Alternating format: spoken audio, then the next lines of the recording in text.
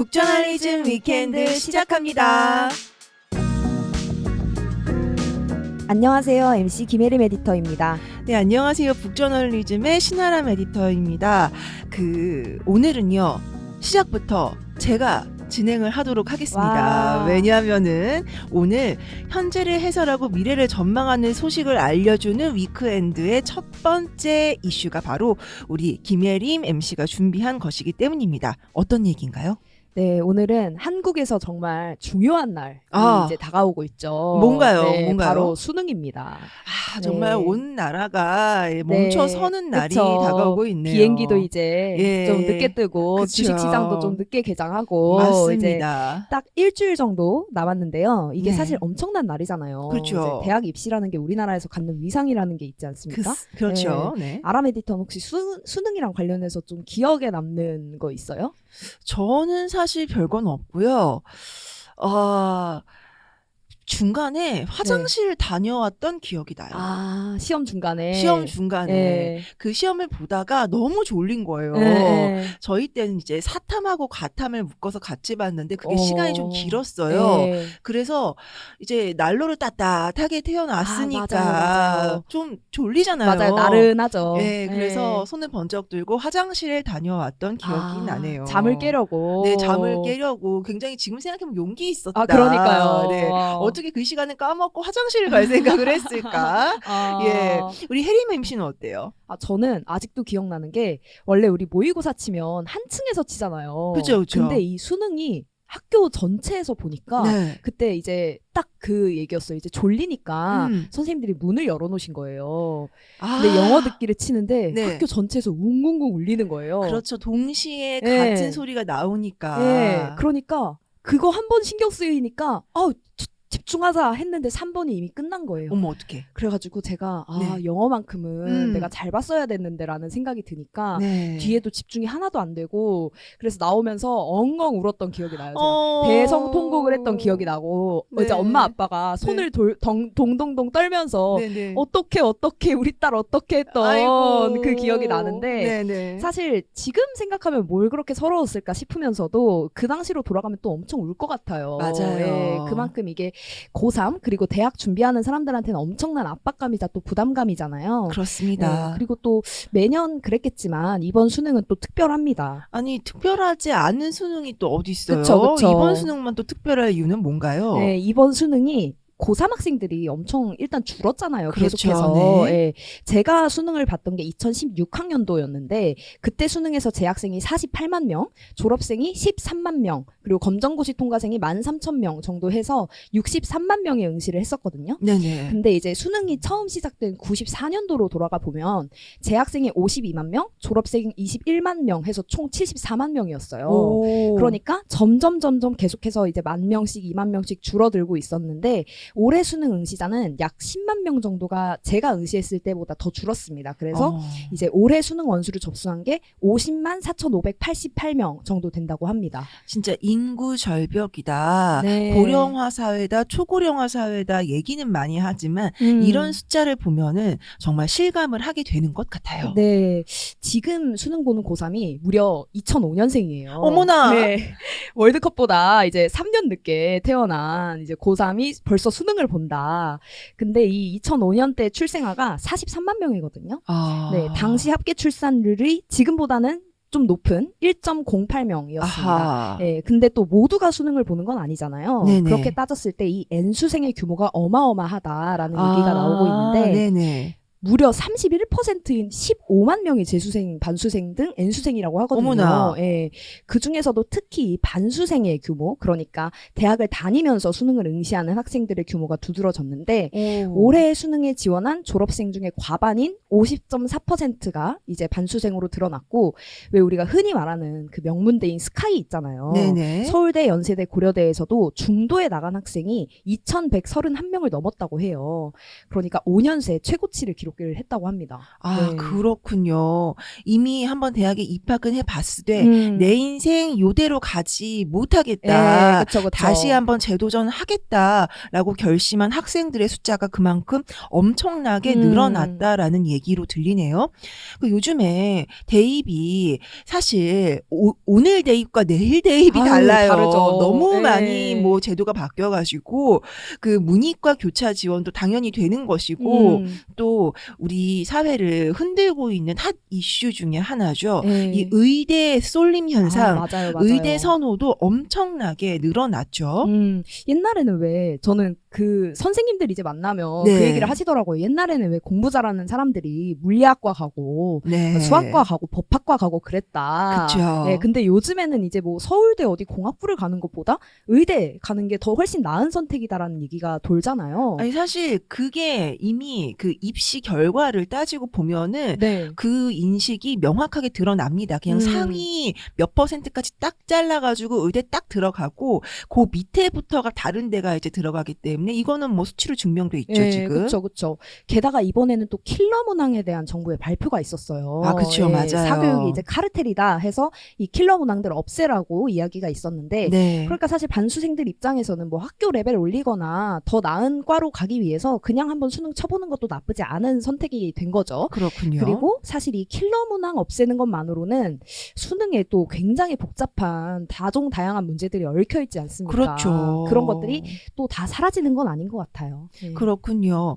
사실 킬러 문항을 없애는 것만으로 우리나라의 사교육 문제가 일거에 해결될 수 있다면 얼마나 좋겠어요. 그렇죠. 그런 식으로 정책 하나 써가지고 사회 문제가 해결된다면은 우리가 살고 있는 이 세상은 아마도 벌써 이진작의 유토피아가 되지 않았을까 그런 생각도 드는데요.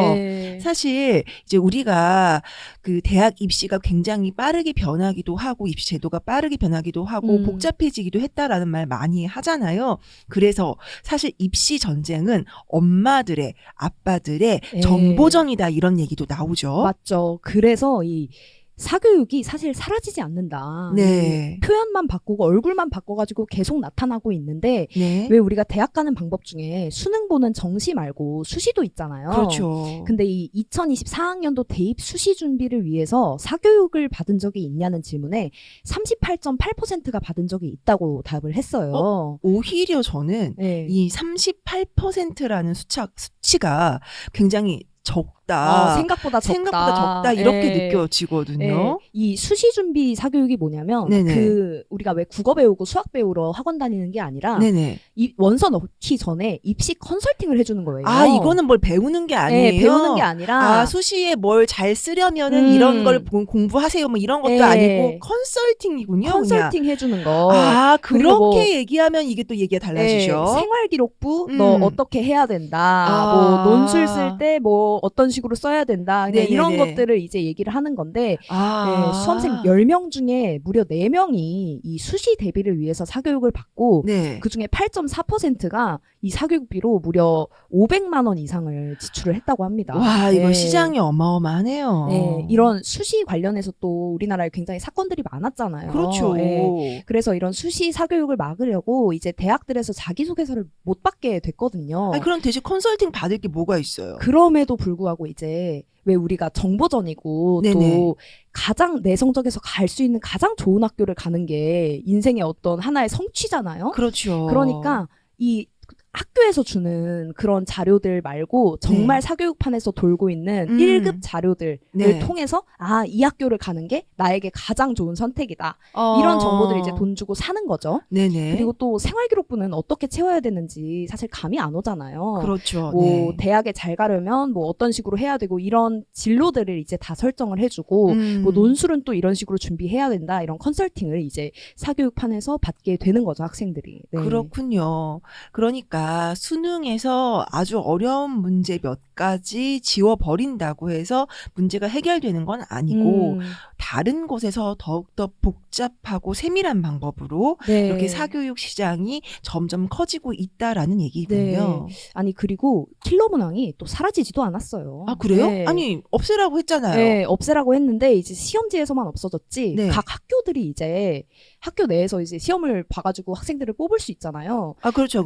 뭐 논술이나 구술고사 같은 데서 그렇죠. 이제 그런 데서 이제 킬러 문항을 내고 있다. 아. 그래서 서울 주요 15개 대학 중에 14개 대학이 고등학교 범위와 수준을 벗어난 문제를 출제했다는 분석이 나왔어요. 그렇군요. 그래서 이 전체 문항의 23.1% 수준인 123개 문제가 킬러 문항, 그러니까 초고난도 문항이라고 판단이 됐고, 네. 연도별로 이제 계속해서 뭐 13%, 18%, 35%뭐 이렇게 점점점 늘어나면서 이 고교 수준을 벗어난 문제들이 점점 많이 출제되고 있다. 또 이런 분석도 나왔습니다.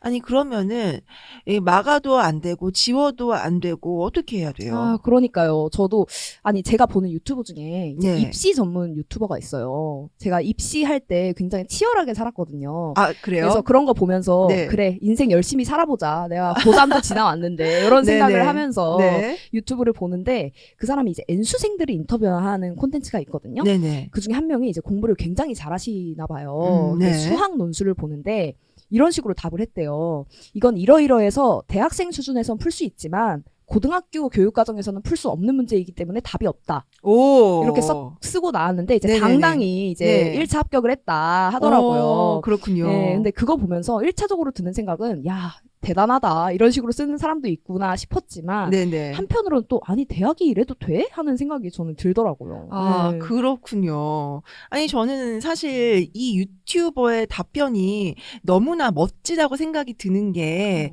문제를 제시하고 네. 문제를 해결하는 그 능력을 보는 거잖아요. 네. 어쨌든 수능의 오지선다형만으로는 우리가 알 수 없다, 할 수 없다라고 판단되는 부분을 대학에서 추가로 평가를 하겠다는 거니까 네. 그 취지에는 정말 딱 맞는 답변이 아니었나 뭐 이런 생각이 저는 또 개인적으로 들기는 합니다. 맞아요, 맞아요. 네.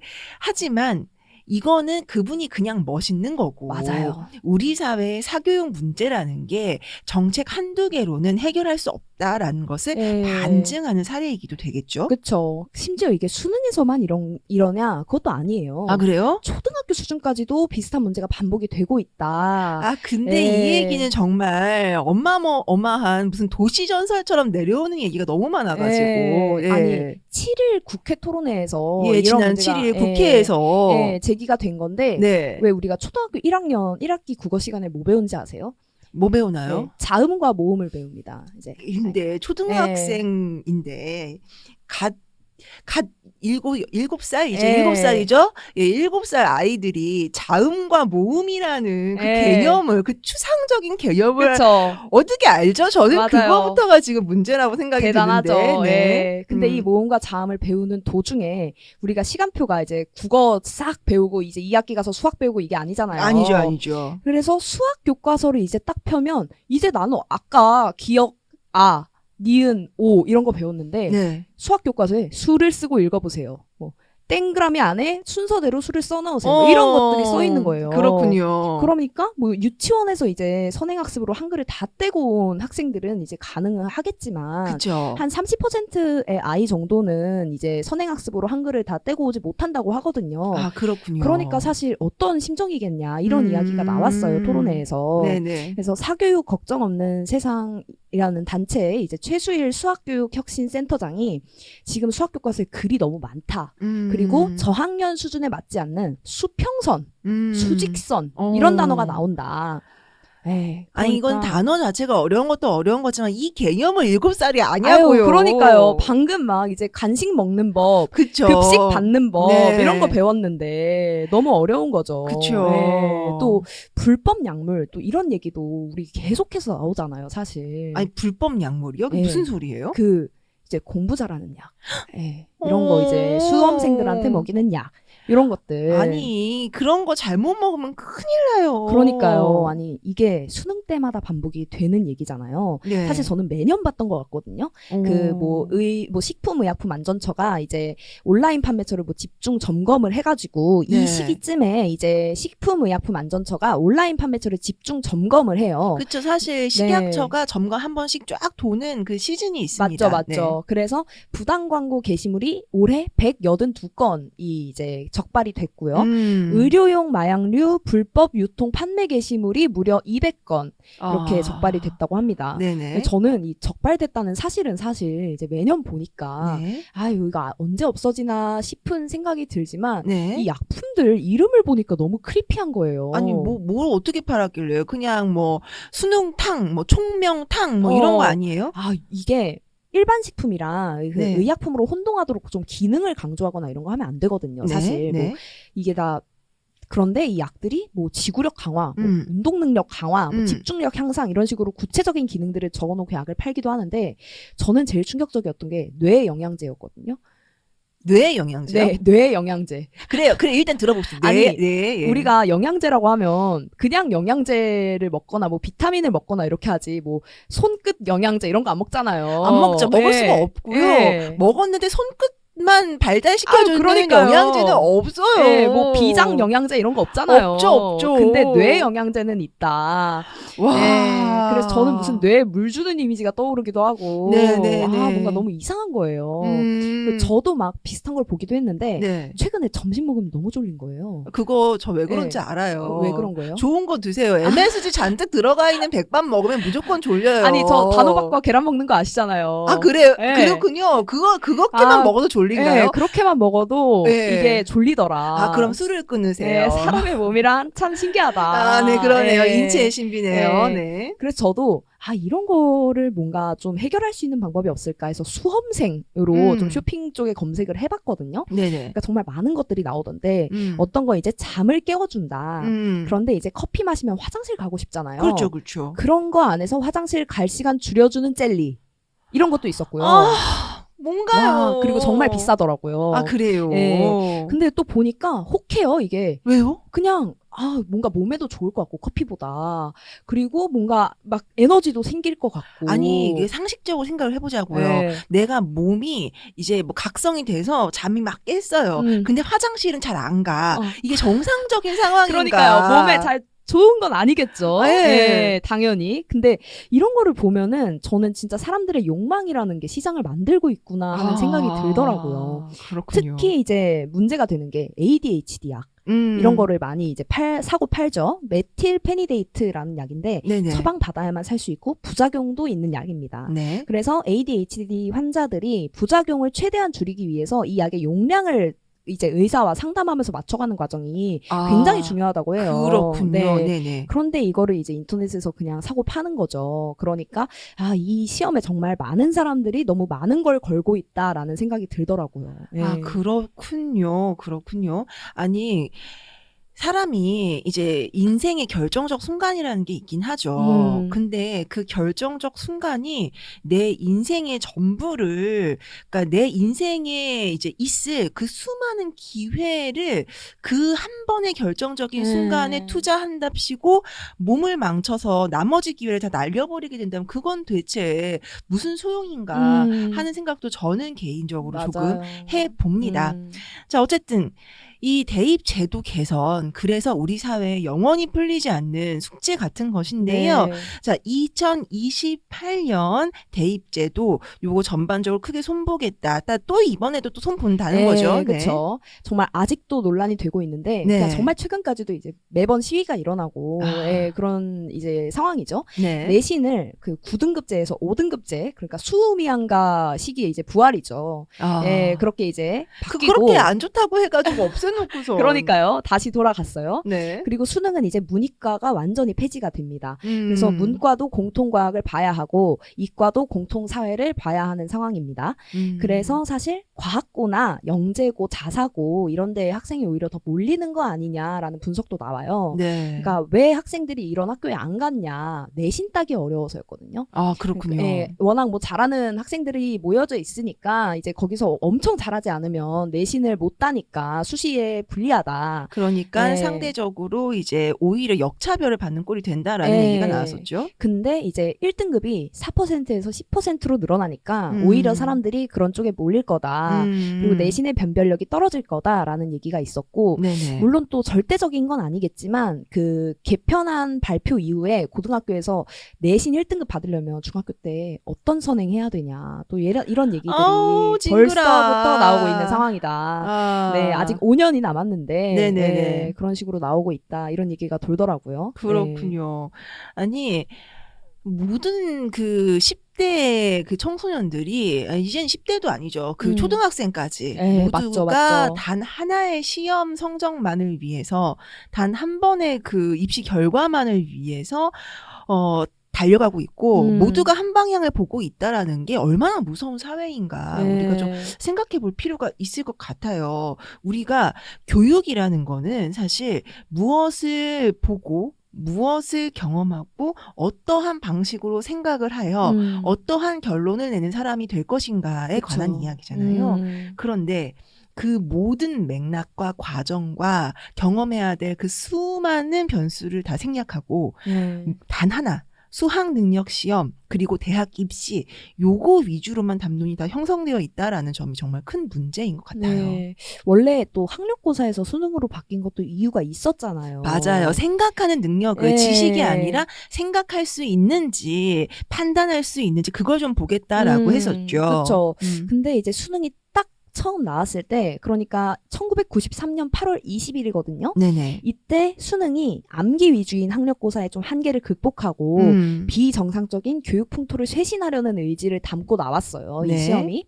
근데 이 수능의 창시자로 불리는 박도순 초대 한국교육과정 평가원장이 네. 인터뷰에서 이런 말을 했더라고요. 대부분 대학이 본고사 대신 수능으로 뽑게 되면서 수능 점수가 다시 또 수험생을 줄 세우는 도구가 됐다. 근데 그게요. 네. 어떤 시험이든지 되게 비슷한 맞아요. 그 문제를 겪거든요. 우리 이제 그 사법고시 없어지고 리트라고 생겼잖아요. 네, 로스쿨 가는 거. 네, 그것도 사실 처음에 설계할 때는 이제 법을 다루는 사람들이잖아요. 네. 그러니까 판단 능력이 얼마나 중요하겠어요. 사건을 보고 내용을 살펴본 다음에 어떠한 양형을 해야 될 것인가, 네. 이 사람은 어떻게 봐야 될 것인가, 뭐 이런 판단을 해야 될 거 아니에요. 그러려면은 이제 머리로 판단하는 능력, 그다음에 상황을 인식하는 능력, 그다음에 철학적인 부분 이런 것들을 다 종합적으로 판단을 해야 되니 그런 부분들이 리트에 굉장히 많이 들어갔었단 말이에요. 네. 근데 수능 때하고 똑같은 문제 제기가 나옵니다. 다시. 네, 이거는 IQ 테스트가 아닌데 마치 IQ 테스트처럼 돼버렸다. 이래서는 안 된다라는 얘기가 나오는 거예요. 근데 이거는 뒤집으면 무슨 얘기냐? 줄을 세울 수가 없다. 노력을 하고 돈을 썼을 때 그만큼 성적이 오르는 결과가 일정 이상 나와줘야 되는데 그러기가 힘든 시험이 됐다. 이거 문제다라는 얘기하고 똑같은 얘기거든요. 수능 시험이 사실 뭐 IQ 테스트하고 비슷해가지고 좋으냐 안 좋으냐 그거는 연구해 봐야 되고 논의를 해봐야 되겠지만 사실 판단 능력을 보겠다라는 그 취지에서 벗어나서 지금과 같은 형태로 또 이제 변화 그다음에 진화 혹은 변이 한 것에는 다 이유가 있지 않겠나. 이 아주 커다랗고 무서운 사교육 시장과 그리고 이제 입시를 통해서 신분 상승을 해야 되겠다. 신분 상승을 시키겠다라는 그 욕망과 이런 것들이 좀 얽히고 설켜서 나온 그 결과가 아닌가 하는 생각도 들어요. 맞아요, 맞아요. 그래서 이 박도순 한국교육과정 평가원장이 뭐라고 얘기하냐면 수능 없애야 된다. 그렇게 얘기하시더라고요. 또 아니 본인이 만들었는데 이게 지금 생각대로 안 된다. 내가 만들었지만 나는 이런 애를 만드는 적이 없다 이거겠죠. 나는 이런 자식 키운 적 없다 이거죠. 그러니까 이거 없애야 된다. 그러니까 뭐 그래서 막 사실 굉장히 다양한 전형들이 생겼잖아요. 뭐 학생부 종합 전형도 만들고 뭐 고교 학점제도 하고 그랬잖아요. 네. 근데 아까 말한 것처럼 이게 문제가 계속해서 반복이 되고 있다. 그리고 수능 일주일 전마다 항상 제목까지 똑같은 뉴스들이 쏟아지는 이유를 이제는 좀 들여다봐야 할 때가 아닌가.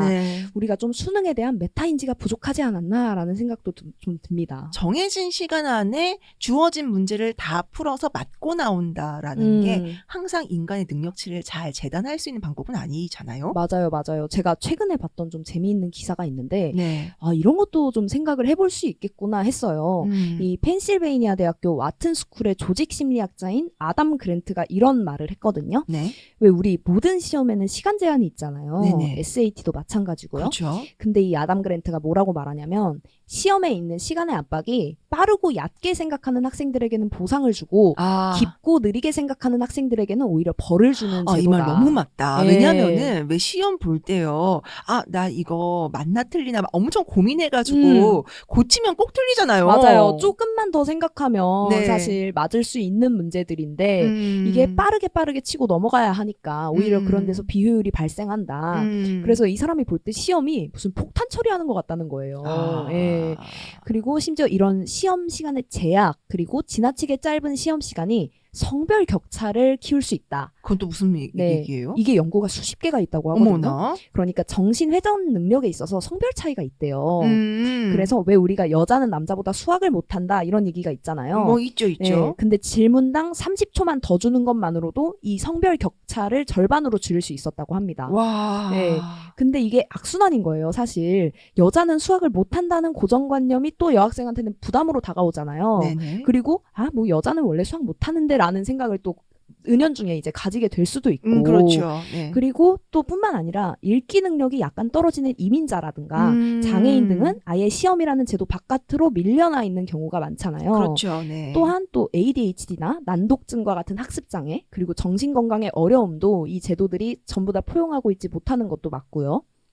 그렇네요. 네, 그래서 맞아요. 시험 시간을 좀 충분히 늘리는 것만으로도 우리가 이런 차이들을 상당히 보정할 수 있다라는 얘기를 하더라고요. 네. 그렇군요. 사실 빠른 시간 안에 문제를 빠르게 해결하고 다음 것으로 넘어간다라는 이것을 좀 높게 평가하는 방식의 시험이라는 게요. 실은 생각해보면 그런 걸 수도 있어요. 그 산업화 시대에 빨리빨리 만들어서 빨리빨리 팔아야지 경제 발전을 할 수 있었잖아요. 네. 근데 지금은 시대의 패러다임도 많이 바뀌었고 과연 이게 우리가 사람의 능력과 학업 그 능력 이런 걸 평가하는 그 기준이 되어도 맞는 건지 다시 한번 생각해 봐야 될 때가 아닌가 싶습니다. 네. 네. 그래서 좀 새로운 시험이 어떤 모습이 돼야 할지를 우리가 생각하고 또 받아들이는 것만으로도 변화가 조금씩 일어날 수 있지 않을까 해요.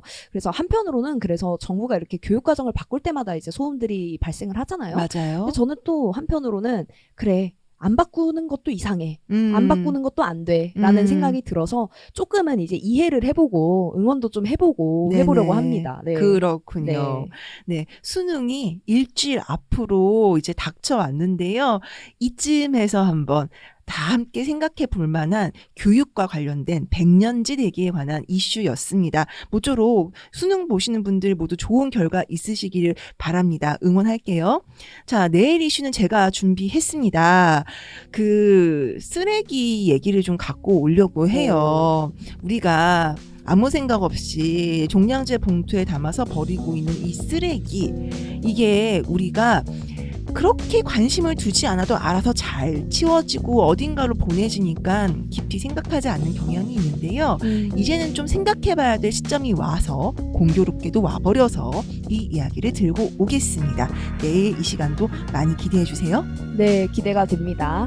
북저널리즘 위크엔드는 북저널리즘 웹사이트와 애플 팟캐스트, 스포티파이, 네이버 오디오 클립 그리고 유튜브에서도 만나보실 수 있습니다. 그럼 내일도 위크엔드에서 만나요.